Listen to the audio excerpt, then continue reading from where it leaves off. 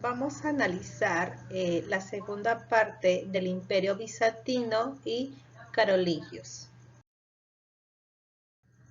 Algo realmente importante que tenemos que destacar es el fin del Imperio Bizantino. A comienzos del siglo XV, el Imperio Bizantino quedó reducido a tan solo su capital, como ustedes pueden observar. En este caso era Constantinopla. Algunas de las zonas como Tracia y el Peloponeso todavía seguían perteneciendo a este imperio.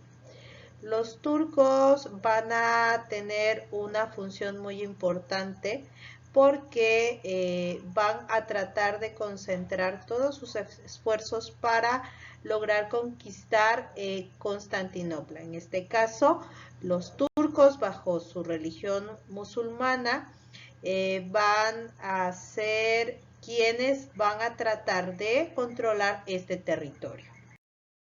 En el año de 1451, el sultán turco Mehmed II movilizó un gran ejército para conquistar la ciudad de Constantinopla. No pudo contener el asedio y en mayo de 1453 los turcos entraron a la capital.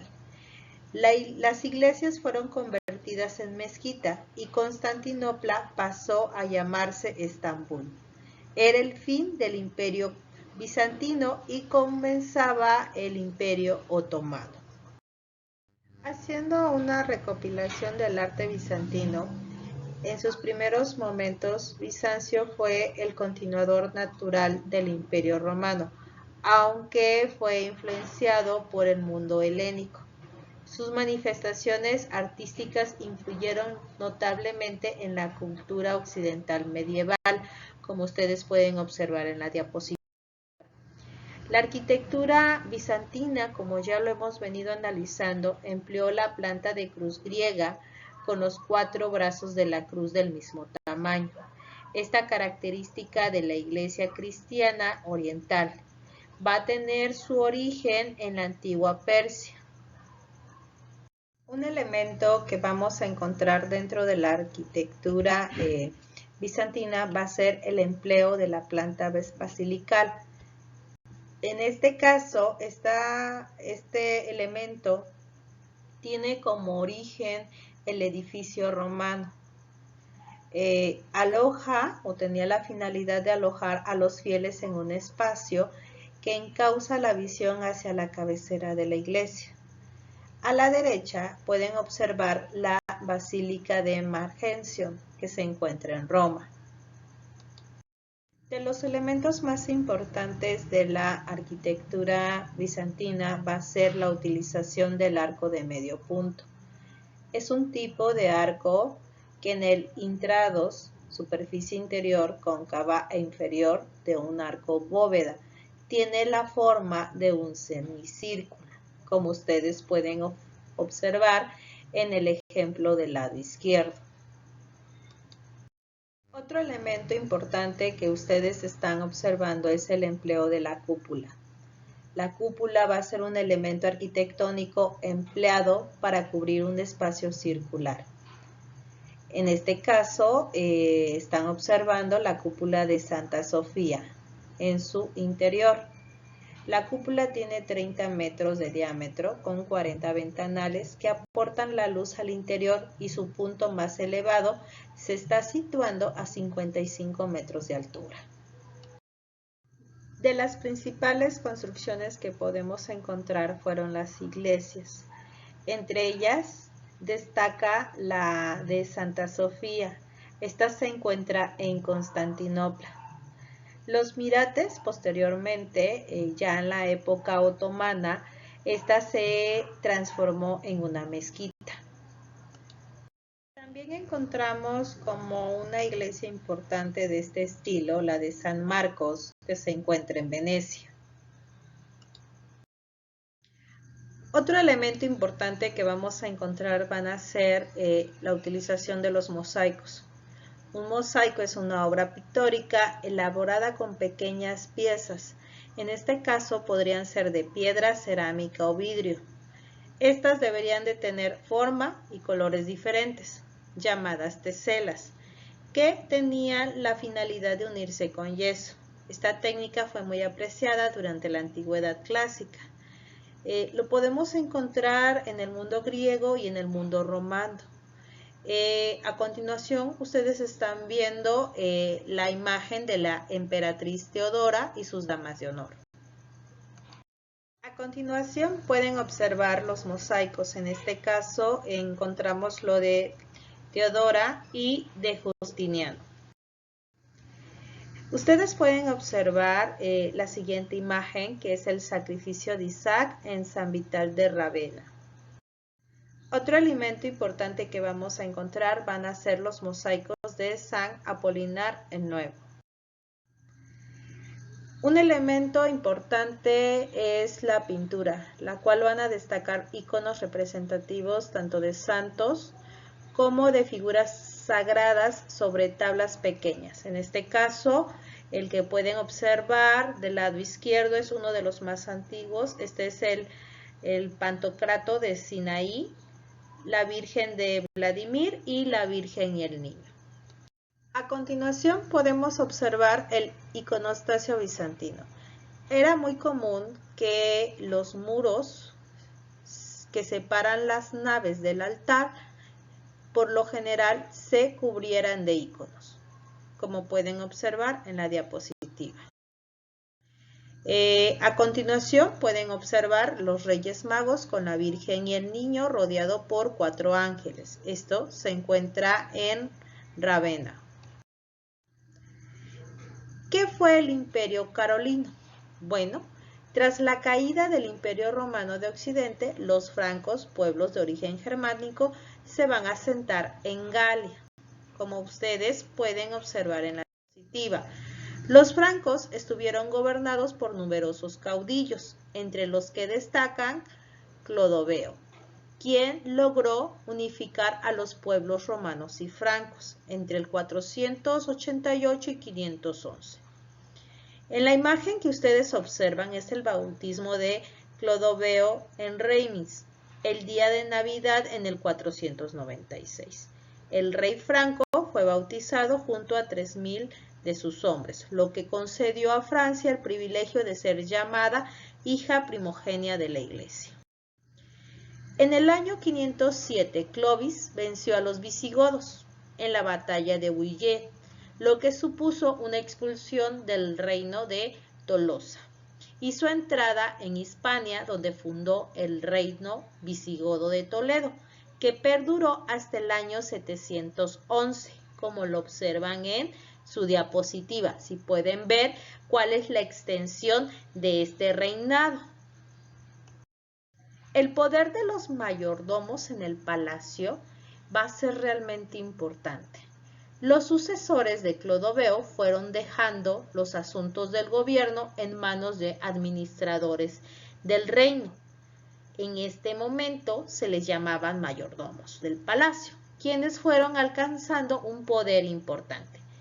Entre ellos destacó Carlos Martel, que detuvo a los musulmanes en la batalla de Poitiers en el año 732, previamente derrotando a diversos pueblos, como los burgundios. A partir de la batalla de Poitiers recibió el sobrenombre de Martel, que significa Martín.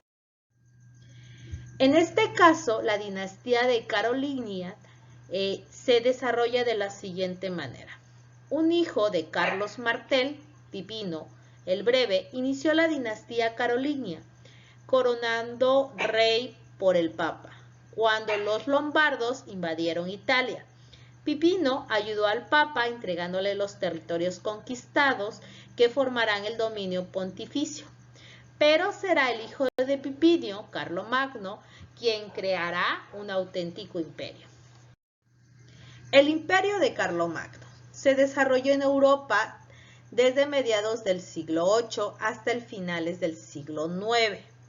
Carlomagno inició una ambiciosa política de expansión territorial que lo enfrentó a diversos pueblos germanos y a los musulmanes, en un intento de restaurar el antiguo imperio romano de Occidente. En la siguiente diapositiva, ustedes pueden observar cuáles fueron los territorios heredados por Carlos Magno, en un color verde sutil.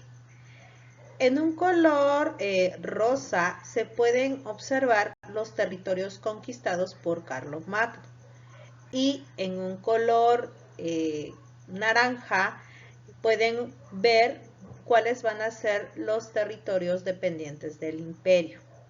Ahora, Carlos Magno fue proclamado emperador por el Papa en el año 800. A Carlos Magno le sucedió su hijo el Piadoso, que heredó un imperio consolidado, aunque bajo su reinado comenzaron las luchas por el poder.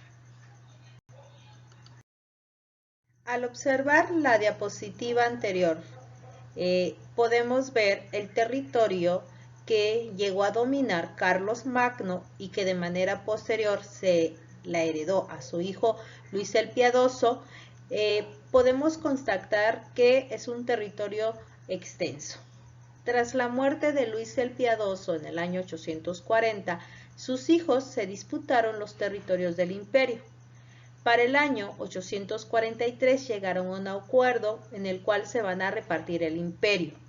En este caso, el Tratado de Verdún supuso la desintegración de la unidad del Imperio Magno, como ustedes pueden observar en la diapositiva. La cultura carolingios. En este momento podemos analizar una vuelta al arte clásico de Grecia y Roma, aunque también se recibió alguna influencia del arte bizantino e islámico. Carlos Magno estableció su corte en Aquisgrán. Allí construyó su palacio y reunió a sabios de toda Europa, creando así la Escuela Palatina de Aquisgrán, dirigida por Alcuino de York, con una gran labor cultural en el Renacimiento carolingio. Ustedes pueden observar en su imagen algunos evangeliarios iluminados de Carlos Magno y de Carlos el Calvo.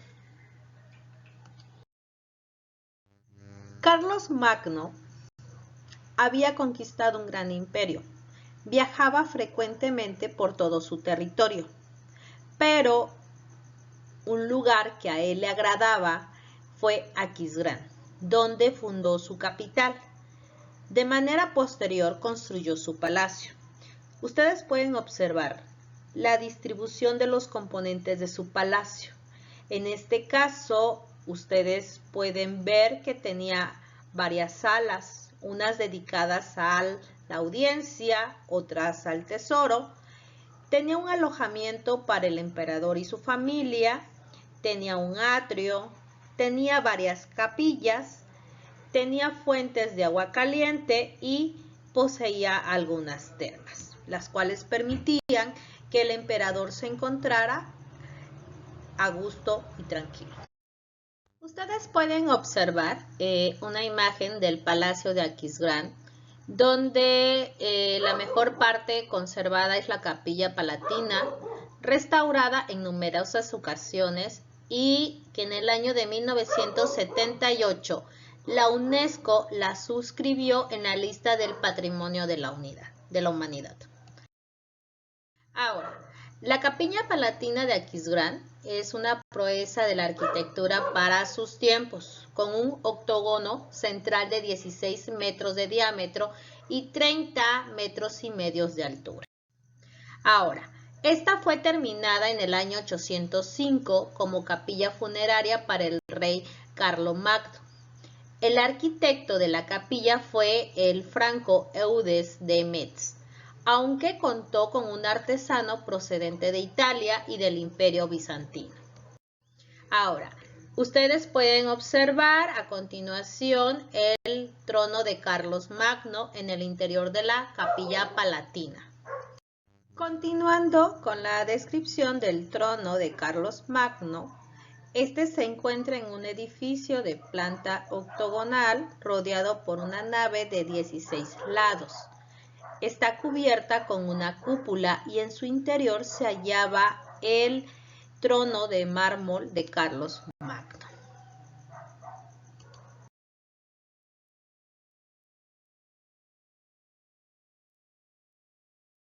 ¿Cuáles van a ser las características de este tipo de arquitectura? Bueno, se centraliza en la construcción de iglesias, monasterios y palacios. En un principio se va a emplear la madera y de manera posterior ladrillo y piedra.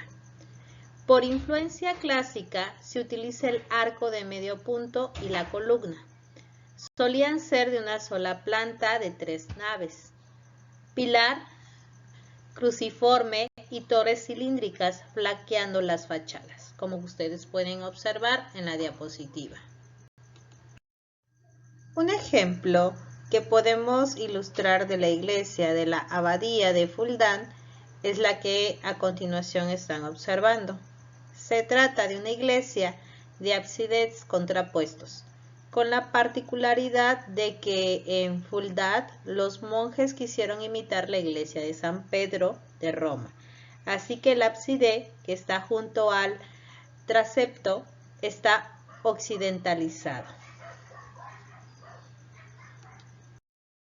La imagen que a continuación ustedes están observando es la planta arquitectónica de la iglesia de la abadía de Fulda. Otro ejemplo que podemos ilustrar de este estilo arquitectónico que hoy estamos analizando es la iglesia de Saint-Riquier. La abadía de San Ricario, antiguamente llamado Centule o Centula, es un nombre que poseía Saint-Riquier, lugar donde se asienta la iglesia. Es un complejo católico, la cual se encuentra ubicada en la región francesa de Picardía, la cual fue fundada por San Ricario en el año 625 y su estilo es predominante al gótico. Ahora, ustedes pueden observar en este momento la sección longitudinal de la iglesia de Saint-Riquier. De manera posterior podrán observar la planta arquitectónica y su distribución. En este momento están observando el interior de la iglesia de Saint-Riquier. Como pueden observar, esta es la fachada de la iglesia de Saint-Riquier. Un elemento importante de este estilo arquitectónico que estamos analizando es la construcción de los monasterios. Los religiosos, por orden del obispo, comienzan a vivir en edificaciones concebidas para el desarrollo de la vida en clausura. La imagen que ustedes están observando es el monasterio de Saint-Gallen, construida entre el 816 y el 837. ¿Cómo se componía este monasterio? Bueno, se componía de salones capitular y monacal, la cual se encontraba al este. Las bodegas al oeste y al sur se encontraban los dormitorios y el refectorio. Esta es la imagen que están observando. A continuación, ustedes pueden observar la vista panorámica del monasterio de Saint-Gallen. De manera posterior pueden ver la biblioteca y el interior de la iglesia del monasterio. Ahora, están viendo en este momento cuál es la distribución del monasterio y sus diferentes salones.